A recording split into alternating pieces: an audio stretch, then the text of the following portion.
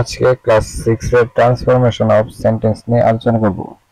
আজকে দেখাবো কিভাবে অ্যাসার্টিভ থেকে ইন্টারোগেটিভ করতে হয়।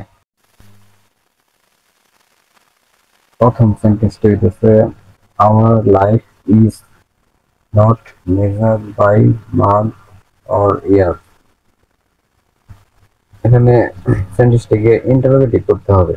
ইন্টারোগেটিভ করতে হলে প্রথমে দেখতে হবে যে সেন্টেন্সটিতে অক্সিলিয়ারি ভার্ব আছে কিনা।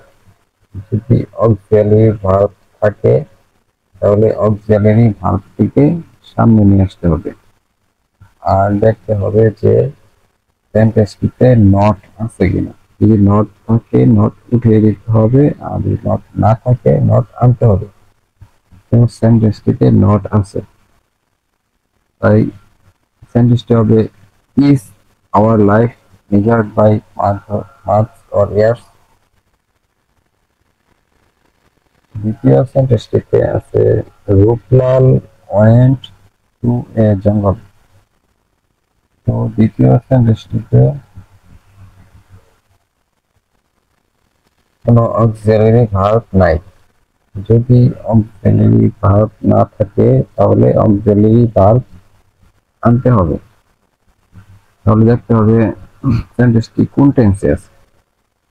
সাধারণত অক্সিলারি ভার্ব থাকে না দুটি সেন্টেন্সে,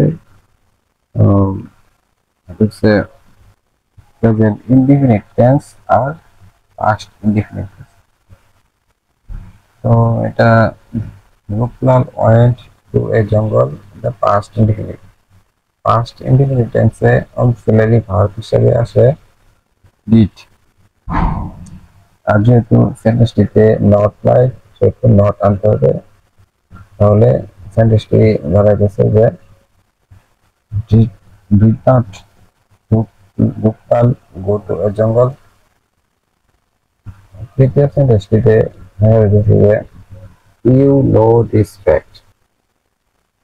সেন্টেন্সটি প্রেজেন্ট ইনডিফিনিট টেন্সে আছে। তো প্রেজেন্ট ইনডিফিনিট টেন্সে থাকলে অক্সিলারি ভার্ব হিসেবে ডু অথবা ডাজ আসে। ডু আসে যদি সাবজেক্ট ফার্স্ট পারসন আর সেকেন্ড পারসন, আর ডাজ আসে যদি পারসন থার্ড পারসন সিঙ্গুলার হয়। তো এখানে ইউ মানে সেকেন্ড পারসন আছে, তাই ডু আসবে। আর যদি নট নাই নট আনতে হবে। তাহলে সেন্টেন্সটি দাঁড়িয়ে গেছে don't you know this fact.